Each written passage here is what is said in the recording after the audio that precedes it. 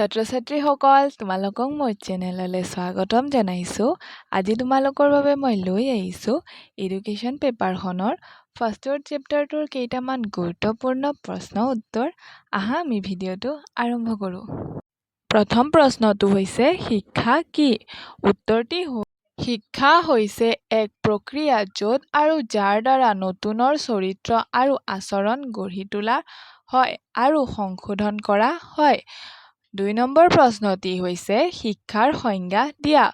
উত্তৰটি হ'ল প্ৰাচীন ভাৰতীয় শিক্ষাবিদসকলে বিভিন্ন ধৰণে শিক্ষাৰ সংজ্ঞা দাঙি ধৰিছে। এই সংজ্ঞাসমূহ তলত আলোচনা কৰা হ'ল। প্ৰথমটো হৈছে ঋগ্বেদৰ মতে মানুহক আত্মনিৰ্ভৰশীল আৰু নিস্বাৰ্থস্বৰূপে গঢ়ি তোলাকে শিক্ষা বুলিব পাৰি।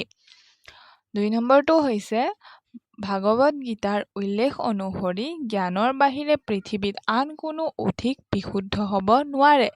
৩ নম্বৰটো হৈছে গুৰু নানকৰ মতে আত্ম উপলব্ধি আৰু মানৱ সেৱাই হ'ল শিক্ষা। ৩ নম্বৰ প্ৰশ্নটো হৈছে সংকীৰ্ণ অৰ্থৰ শিক্ষা মানে কি? উত্তৰটি হ'ল সংকীৰ্ণ অৰ্থৰ শিক্ষা হৈছে এক পৰিকল্পিত সংগঠিত আনুষ্ঠানিক প্ৰক্ৰিয়া। ৪ নম্বৰ প্ৰশ্নটি হৈছে ব্যাপক অৰ্থৰ শিক্ষা মানে কি? উত্তৰটি হ'ল ব্যাপক অৰ্থৰ শিক্ষা হৈছে শৈশৱৰ পৰা পৰিপক্ক অৱস্থালৈ চলা বিকাশৰ এক প্ৰক্ৰিয়া। ৫ নম্বৰ প্ৰশ্নটি হৈছে শিক্ষা এক দ্বিপাক্ষিক প্ৰক্ৰিয়া কথাষাৰ কোনে কৈছিল? উত্তৰটি হ'ল জন আডামছে তেখেতৰ বিখ্যাত পুথি ইভলিউশ্যন অফ এডুকেশ্যন থিঅৰীত শিক্ষা এক দ্বিপাক্ষিক প্ৰক্ৰিয়া বুলি মন্তব্য কৰে। ৬ নম্বৰ প্ৰশ্নটি হৈছে আনুষ্ঠানিক শিক্ষা কাক বোলে? উত্তৰটি হ'ল এক নিৰ্দিষ্ট সময়ত নিৰ্দিষ্ট অনুষ্ঠানত পূৰ্ব নিৰ্ধাৰিত পৰিকল্পনাৰে নিয়ম নীতিৰ মাজেৰে প্ৰদান কৰা শিক্ষাক আনুষ্ঠানিক শিক্ষা বোলে। এই শিক্ষাত শিক্ষকো আনুষ্ঠানিক হয়। আনুষ্ঠানিক শিক্ষাৰ মাধ্যমসমূহ হ'ল বিদ্যালয়, পুথিভঁৰাল, প্ৰশিক্ষণ প্ৰতিষ্ঠান। ৯ নম্বৰ প্ৰশ্নটি হৈছে অনানুষ্ঠানিক শিক্ষা কি? উত্তৰটি হ'ল অনানুষ্ঠানিক শিক্ষা হৈছে এক জীৱনজোৰা চলা প্ৰক্ৰিয়াৰ শিক্ষা। ব্যক্তি এজন পৃথিৱীত ভূমিষ্ঠ হোৱাৰ সময়ছোৱাৰ পৰা আৰম্ভ কৰি মৃত্যুৰ আগমুহূৰ্তলৈ চলা শিক্ষা। কোনো ধৰণৰ নিৰ্ধাৰিত পূৰ্ব পৰিকল্পনা নোহোৱাকৈ স্বতঃস্ফূৰ্তভাৱে প্ৰদান কৰা শিক্ষা ব্যৱস্থাক অনানুষ্ঠানিক শিক্ষা বোলে। ৮ নম্বৰ প্ৰশ্নটো হৈছে গতানুগতিক শিক্ষা কি? উত্তৰটি হ'ল গতানুগতিক শিক্ষা হৈছে এক অনুকূল পৰিৱেশত কোনো নিৰ্দিষ্ট লক্ষ্য আগত ৰাখি নিয়ম প্ৰণালী, নিৰ্দিষ্ট পাঠ্যক্ৰম, নিৰ্দিষ্ট শিক্ষা পদ্ধতি, নিৰ্ধাৰিত সময়সূচী, পৰীক্ষা ব্যৱস্থা, অনুশাসন আদিৰ জৰিয়তে শিক্ষাৰ্থীক যি শিক্ষা প্ৰদান কৰা হয় তাকে অগতানুগতিক শিক্ষা বোলা হয়। ৯ নম্বৰ প্ৰশ্নটি হৈছে দ্বিপাক্ষিক প্ৰক্ৰিয়াত শিক্ষাৰ পক্ষ দুটা কি কি? উত্তৰটি হ'ল দ্বিপাক্ষিক প্ৰক্ৰিয়াত শিক্ষাৰ পক্ষ দুটা হ'ল শিক্ষক আৰু শিক্ষাৰ্থী। ১০ নম্বৰ প্ৰশ্নটি হৈছে ত্ৰিপাক্ষিক প্ৰক্ৰিয়াত শিক্ষাৰ পক্ষ কেইটা কি কি? উত্তৰটি হ'ল শিক্ষাৰ এক ত্ৰিভুজৰ দৰে ত্ৰিকেন্দ্ৰিক বুলি ক'ব পাৰি। এই তিনিটা পক্ষ হৈছে শিক্ষাৰ্থী যিয়ে শিক্ষা লয়, শিক্ষক যিয়ে শিক্ষা দিয়ে, সামাজিক পৰিৱেশ য'ত থাকি শিক্ষাদান কৰা হয়। ১১ নম্বৰ প্ৰশ্নটি হৈছে লেটিন শব্দ ইডুকেয়াৰৰ অৰ্থ কি? উত্তৰটি হ'ল লেটিন শব্দ ইডুকেয়াৰৰ অৰ্থ হ'ল টু নৰিছ বা টু ব্ৰিং আপ।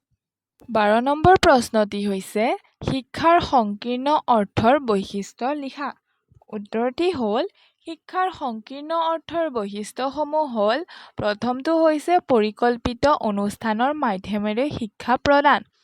সংকীৰ্ণ দৃষ্টিকোণেৰে বিশ্লেষণ কৰিলে ক'ব পাৰি যে কেতবোৰ পৰিকল্পিত অনুষ্ঠান যেনে বিদ্যালয়, মহাবিদ্যালয় আৰু বিশ্ববিদ্যালয়ৰ মাধ্যমেৰে এই শিক্ষা প্ৰদান কৰা হয়।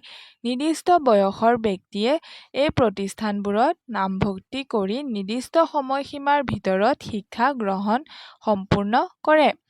২ নম্বৰ পইণ্টটো হৈছে সুপৰিচালিত সচেতন আৰু পদ্ধতিগত সংকীৰ্ণ অৰ্থৰ শিক্ষা সুপৰিচালিত সচেতন আৰু পদ্ধতিগত এই প্ৰক্ৰিয়াত পৰিপক্ক ব্যক্তিস্বৰূপে শিক্ষকে অপৰিপক্ক ব্যক্তিস্বৰূপ ছাত্ৰ-ছাত্ৰীৰ আচৰণ সচেতন আৰু পদ্ধতিগতভাৱে নিৰ্দিষ্ট পাঠ্যক্ৰমৰ যোগেদি সংশোধন কৰে।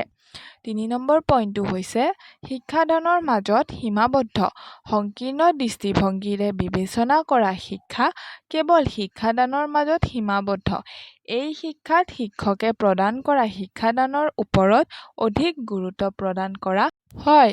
৪ নম্বৰ পইণ্টটো হৈছে সামাজিকভাৱে স্বীকৃতিপ্ৰাপ্ত এই শিক্ষা সমাজৰ দ্বাৰা স্বীকৃত কিয়নো এই শিক্ষা প্ৰদানৰ মাধ্যমবোৰ সমাজৰ দ্বাৰা সৃষ্ট আৰু স্বীকৃতিপ্ৰাপ্ত। এই শিক্ষাই ব্যক্তিক সামাজিক কৰি গঢ়ি তোলে। ৫ নম্বৰ পইণ্টটো হৈছে পৰিসৰ সীমিত এই শিক্ষাৰ পৰিসৰ সীমিত কিয়নো এক নিৰ্দিষ্ট সময়ৰ বাবে নিৰ্দিষ্ট বয়সৰ ব্যক্তিয়ে এই শিক্ষা লাভ কৰা দেখা যায়। ১৩ নম্বৰ প্ৰশ্নটো হৈছে ব্যাপক অৰ্থৰ শিক্ষাৰ বৈশিষ্ট্য।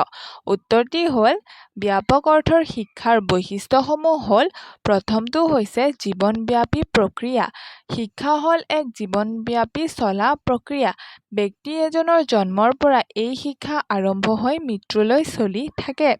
২ নম্বৰ পইণ্টটো হৈছে আনুষ্ঠানিক শিক্ষাত সীমাবদ্ধ নহয় এই শিক্ষা আনুষ্ঠানিক শিক্ষাৰ মাজেৰে সীমাবদ্ধ নহয়। আনুষ্ঠানিক আৰু অগতানুগতিক মাধ্যমৰ যোগেদিও এই শিক্ষা লাভ কৰিব পাৰি। ৩ নম্বৰ পইণ্টটো হৈছে শিক্ষাই জীৱন। শিক্ষা আৰু জীৱন এটা আনটোৰ পৰা পৃথক নহয়।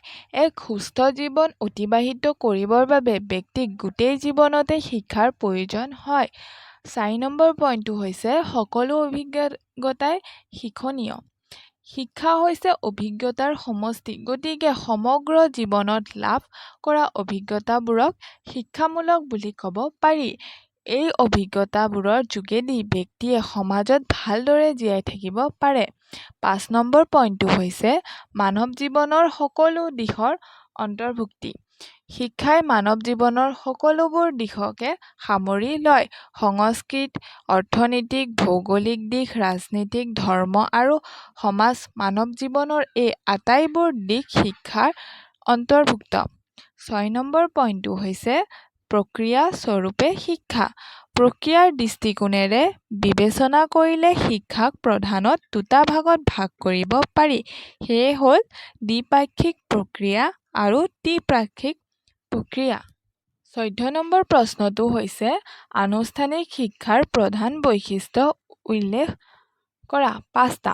উত্তৰটি হ'ল আনুষ্ঠানিক শিক্ষাৰ প্ৰধান বৈশিষ্ট্যসমূহ হ'ল প্ৰথমটো হৈছে আনুষ্ঠানিক শিক্ষা নিৰ্দিষ্ট লক্ষ্য আগত ৰাখি শিক্ষাৰ্থীৰ আচৰণৰ পৰিৱৰ্তন কৰিবলৈ স্বতঃস্ফূৰ্তভাৱে আৰু পৰিকল্পিতভাৱে প্ৰদান কৰা হয়। ২ নম্বৰ পইণ্টটো হৈছে আনুষ্ঠানিক শিক্ষাৰ লক্ষ্য উদ্দেশ্যবোৰ সুনিৰ্দিষ্ট আৰু অপৰিৱৰ্তনীয় এইবোৰ সহজতে সলনি কৰা নহয়। ৩ নম্বৰ পইণ্টটো হৈছে এক নিৰ্দিষ্ট সময়ত এই শিক্ষা আৰম্ভ হয় আৰু এক নিৰ্দিষ্ট সময়ত এই শিক্ষা শেষ হয়। ৪ নম্বৰ পইণ্টটো হৈছে আনুষ্ঠানিক শিক্ষা প্ৰদানৰ বাবে বিভিন্ন প্ৰতিষ্ঠানৰ বাবে বিভিন্ন প্ৰতিষ্ঠান আছে সেইবোৰ হ'ল বিদ্যালয় মহাবিদ্যালয় বিশ্ববিদ্যালয় আদি। ৫ নম্বৰ পইণ্টটো হৈছে আনুষ্ঠানিক শিক্ষাত ছাত্ৰ-ছাত্ৰীসকলৰ বাবে নিৰ্দিষ্ট পাঠ্যক্ৰম আৰু অনুশাসনৰ ব্যৱস্থা আছে। ৬ নম্বৰ পইণ্টটো হৈছে আনুষ্ঠানিক শিক্ষা সামাজিকভাৱে স্বীকৃতি আৰু গ্ৰহণযোগ্য শিক্ষা এই শিক্ষা ব্যৱস্থা বিশ্বজনীন। ধন্যবাদ।